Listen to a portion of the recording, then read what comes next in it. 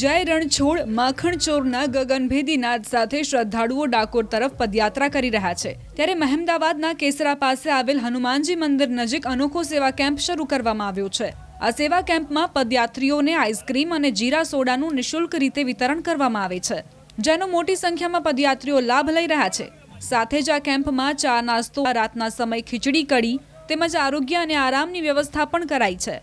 ફાગણી પૂનમને લઈને મોટી સંખ્યામાં પદયાત્રીઓ ડાકોરના ઠાકોરના દર્શને જઈ રહ્યા છે। ત્યારે આ પદયાત્રીઓની સેવા કરીને સેવા કેમ્પના લોકો ધન્યતા અનુભવી રહ્યા છે।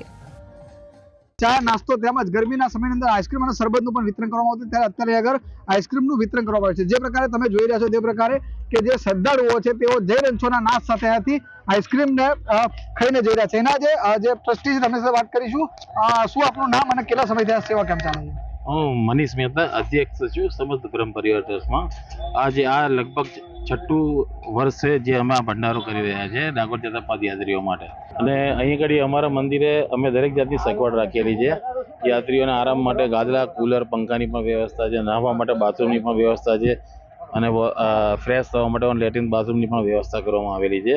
સવારે ચા નાસ્તો, બપોરે જમવાનું અને આવા ગરમીના ટાઈમમાં આઈસ્ક્રીમ ને જ્યુસ કે જીરા સોડા જેવી વસ્તુ પણ રાખીએ છીએ। જય રણછોડ માખણ ચોરના ગગનભેદી નાદ સાથે શ્રદ્ધાળુઓ ડાકોર તરફ પદયાત્રા કરી રહ્યા છે। ત્યારે મહેમદાવાદના કેસરા પાસે આવેલ હનુમાનજી મંદિર નજીક અનોખો સેવા કેમ્પ શરૂ કરવામાં આવ્યો છે। આ સેવા કેમ્પમાં પદયાત્રીઓને આઈસ્ક્રીમ અને જીરા સોડાનું નિઃશુલ્ક રીતે વિતરણ કરવામાં આવે છે, જેનો મોટી સંખ્યામાં પદયાત્રીઓ લાભ લઈ રહ્યા છે। સાથે જ આ કેમ્પમાં ચા નાસ્તો, રાતના સમય ખીચડી કઢી તેમજ આરોગ્ય અને આરામની વ્યવસ્થા પણ કરાઈ છે। ફાગણી પૂનમને લઈને મોટી સંખ્યામાં પદયાત્રીઓ ડાકોરના ઠાકોરના દર્શને જઈ રહ્યા છે। ત્યારે આ પદયાત્રીઓની સેવા કરીને સેવા કેમ્પના લોકો ધન્યતા અનુભવી રહ્યા છે। ચા નાસ્તો તેમજ ગરમીના સમયની અંદર આઈસ્ક્રીમ અને શરબતનું પણ વિતરણ કરવામાં આવતું, ત્યારે અત્યારે આગળ આઈસ્ક્રીમનું વિતરણ કરવામાં આવે છે। જે પ્રકારે તમે જોઈ રહ્યા છો તે પ્રકારે કે જે શ્રદ્ધાળુઓ છે તેઓ જય રણછોડના નાદ સાથે અહીંયાથી આઈસ્ક્રીમને ખાઈને જઈ રહ્યા છે। એના જે ટ્રસ્ટી છે તેમની સાથે વાત કરીશું। શું આપનું નામ અને કેટલા સમયથી આ સેવા કેમ્પ ચાલે છે? હું મનીષ મહેતા, અધ્યક્ષ છું સમસ્ત બ્રહ્મ પરિવાર ટ્રસ્ટમાં।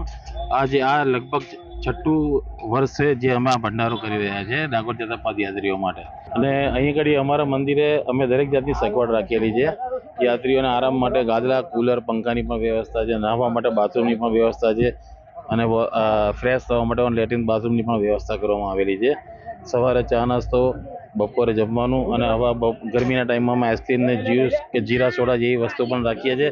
છેલ્લા 6 વર્ષ, આ 6ઠું વર્ષ છે મારું અને લાખોની પબ્લિક આવે, લાખોની સંખ્યામાં પબ્લિક આવે યાત્રાળુઓ।